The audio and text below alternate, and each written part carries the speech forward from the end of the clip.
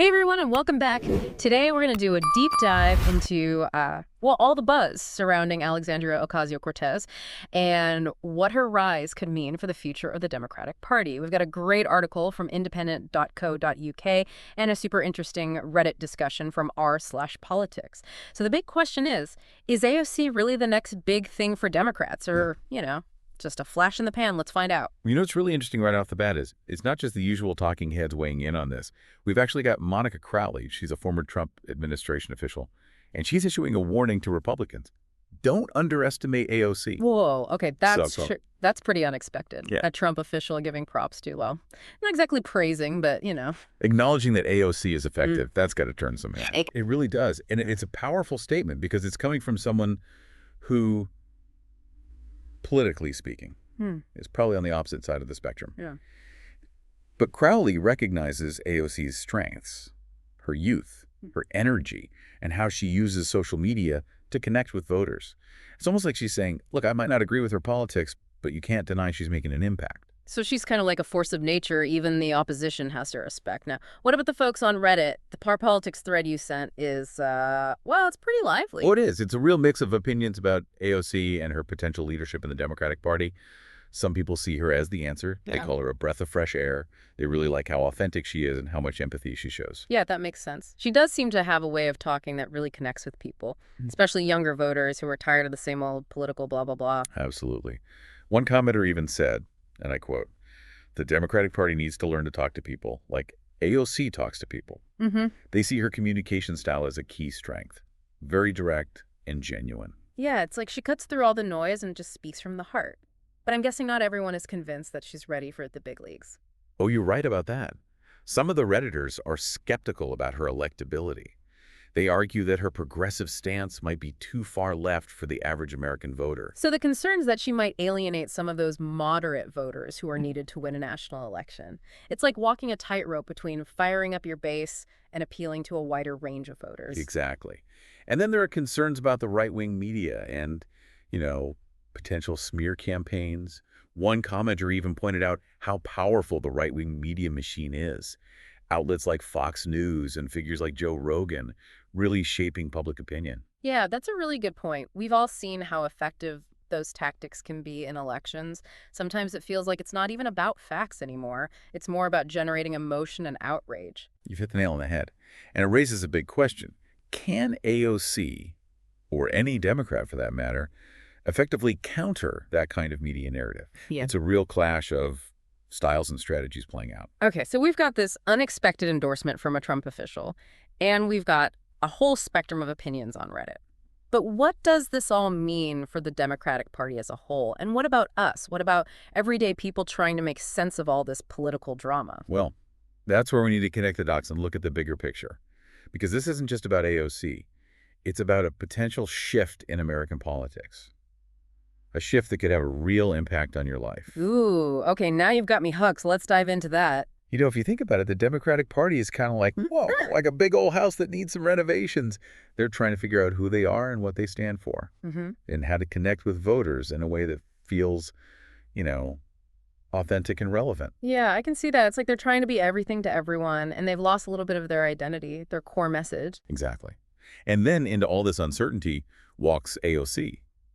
She represents a newer, more progressive wing of the party.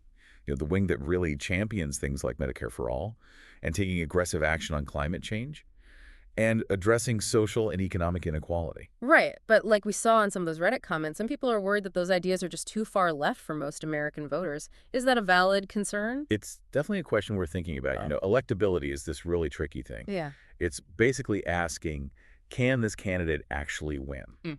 And it's not just about policies, it's about image and personality and connecting with voters on an emotional level. So even if AOC's ideas resonate with some voters, there's no guarantee that'll translate into winning an election. There are a lot of other factors at play. Absolutely. And historically, women, especially women of color, have faced an uphill battle when it comes to electability. Think about the 2016 election. Hillary Clinton had all this experience and all these qualifications, but she was up against some really deeply ingrained biases and stereotypes. Yeah. Some of those Reddit comments even said that. Well, they said America has already proven that it doesn't want a woman president. They were pointing to Hillary Clinton and Kamala Harris. Is that a fair assessment? It's complicated. I mean, those elections had a lot of factors involved. But you can't deny that sexism and misogyny still exist. If AOC were to run for president, she would definitely have to deal with those biases. It's almost like she'd be fighting on multiple fronts. Her policies, her gender, and this powerful right-wing media machine that's ready to pounce on any mistake. That's a great way to put it. And it highlights the need for strategic communication. Yeah.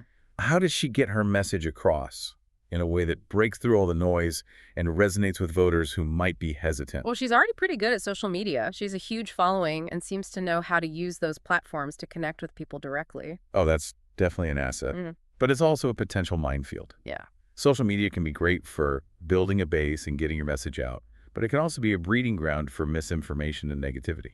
So it's like walking a tightrope again. How do you use social media effectively without getting sucked into all the arguments? It takes a delicate balance. It's about being authentic but also strategic. It's about controlling the narrative and responding to attacks without making things worse. So it's not enough to just have good ideas. You also have to be able to communicate them effectively and navigate this crazy media landscape. Got it. And that's a challenge not just for AOC, but for any politician these days. But let's shift gears for a second. We've talked about the obstacles, but what if she decides to run in 2028? What would need to happen for her to actually win? Okay, yeah. What are the ingredients for an AOC presidential win? Well, first, she would need to unify the Democratic Party. Right now, there's a lot of tension between the progressive wing, which she represents, and the more moderate establishment. She'd need to bridge that divide and present a united front. That makes sense. A divided party almost never wins. But how does she bring those different factions together? I mean, their ideas and priorities seem so far apart. It would take a lot of listening and compromise and finding common ground. It's about focusing on the shared goals, things like improving healthcare and creating jobs and protecting the environment, and finding ways to achieve those goals that everyone can support. So less about ideology and more about finding solutions that work. That's it. But it's not just about uniting the party. It's about connecting with voters across the country, people from all walks of life. And to do that, she'd need to articulate a clear vision for the future. What would that look like? What kind of vision could inspire people to vote for her? It would have to be a vision that speaks to people's everyday concerns, their hopes and anxieties. It's about offering real solutions to problems like healthcare costs and student debt and wages that haven't kept up with the cost of living. It's about the American dream, right? That idea that everyone has the opportunity to succeed if they work hard. But how does she convince people that she can actually deliver on that? That's where her record in Congress becomes really important. She'd need to highlight her achievements, the bills she's passed, the impact she's had on her constituents. So it's not enough to just talk the talk. She has to walk the walk. Exactly. And finally, she would need to build a really strong campaign infrastructure. What does that mean? Like hiring a bunch of people and opening a bunch of offices? It's more than that. It's about having a skilled team, advisors and organizers, fundraisers and communicators who can execute a winning strategy. It's about using data and technology to reach voters and get them excited. It's about having the resources to run a national campaign that can compete with the Republicans. This is starting to sound like a huge undertaking. It's like she'd need to build a movement, not just a campaign. You're exactly right. A successful presidential campaign needs more than just a candidate. It needs a groundswell of support. A network of people who believe in her vision and are willing to work hard to make it happen. So it's about inspiring people to get involved, to feel like they're part of something bigger. That's the heart of it. And that kind of movement building takes time and energy and a lot of dedication. We've covered a lot here. The obstacles, the potential for success, and just how massive running for president really is. But I keep thinking about those Reddit comments, that mix of excitement and skepticism. Where do you think things will land with AOC? That's the million-dollar question, isn't it? And honestly, it's impossible to predict the future of politics. But one thing's for sure. AOC is a force to be reckoned with. She's definitely shaking things up, challenging the status quo, and making us have these conversations about the future of our country. You're right. And no matter what happens with her political career, her impact is undeniable. She's brought new energy and new ideas to the Democratic Party, and she's inspired a whole generation of young people to get involved. So love her or hate her, she's making a difference. Precisely. And that's what makes politics so fascinating. It's always evolving. It's a reflection of who we are as a society and where we want to go. We've talked a lot about AOC and the Democratic Party, But what does all this mean for our listeners, for everyday people trying to make sense of the political landscape? That is a great question. And it's one we're going to explore in our next segment. Because at the end of the day, politics isn't just about politicians. It's about all of us. It's about our lives, our communities, and the future we want to create. I love that. So we're shifting from the big picture to the individual level, empowering our listeners to be active participants in this journey. I can't wait to hear more. All right, so we're back. We've talked about AOC and her potential and the Democratic Party. But now, let's get practical. How do we fit into all of this? You know, that's the most important question. Politics isn't a spectator sport. It's about your life, your community, your future. So let's talk about how you can be an active player, not just someone watching from the sidelines. Love it. Active, not passive. But with so much information out there, how do we even stay informed without getting totally overwhelmed? If it feels like a fire hose of news 24/7. Yeah, it's definitely a lot. But here's the thing. You don't have to consume everything. You got to be strategic. Choose a few reliable news sources that you trust. And make sure you're not just getting one side of the story. Get different perspectives so you can see the whole picture. So like reading a left-leaning news site and a right-leaning one to see where they agree and where they go, totally different. That's the idea. The areas where they overlap are often where the facts are. And where they differ a lot, well, that's where you really have to use your critical thinking skills. Ask yourself, why are they framing this so differently? What agenda might they be pushing? And social media, it's everywhere these days. How do we use it for political news without getting stuck in these echo chambers or those never-ending comment wars? Social media is tricky. It's great for quick updates, but it's designed to keep you scrolling. And often that's through outrage and division, so be aware of that. And try to actively seek out different voices, people who challenge your assumptions, not just the people who agree with you all the time. It's like building a balanced media diet, right? Not just junk food for your brain. Perfect analogy. And just like with food, moderation is key. You don't need to be on Twitter every second of the day. Take breaks, have real-life conversations, give yourself time to process things.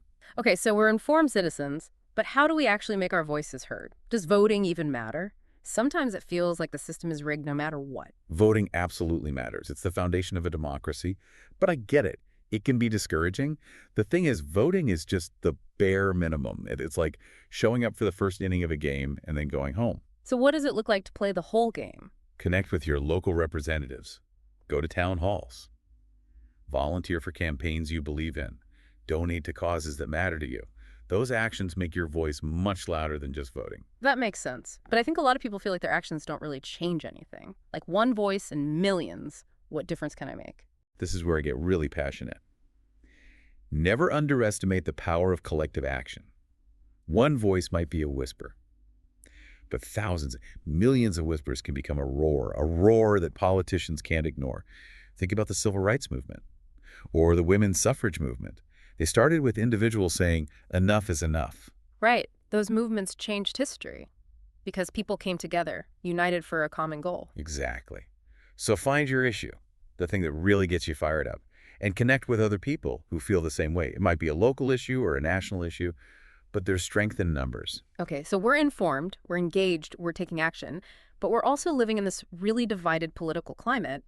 How do we even talk about politics with people we disagree with without it turning into a Thanksgiving dinner disaster? That's the million-dollar question, isn't it? To be honest, sometimes it's best to just not talk about politics with certain people. Yeah. But if you do, go into it with a goal of understanding, not winning. Listen more than you talk. Ask questions. You might be surprised by what you learn. What if it gets heated, like really heated? Know when to walk away. You don't have to fight every battle. Sometimes just planting a seed is enough. Change takes time. Wow, this has been such a great deep dive. I feel like I need to go back and listen again to really absorb it all. And you can. But for now, I'll leave you with this. If AOC does run in 2028, her success won't just depend on her. It'll depend on a movement of engaged citizens demanding change. And that movement starts with each of us, right here, right now. That's powerful stuff. Well, that wraps up our deep dive for today. Thanks for joining us, everyone. Go out there, be informed, be active, and make your voice count. Until next time.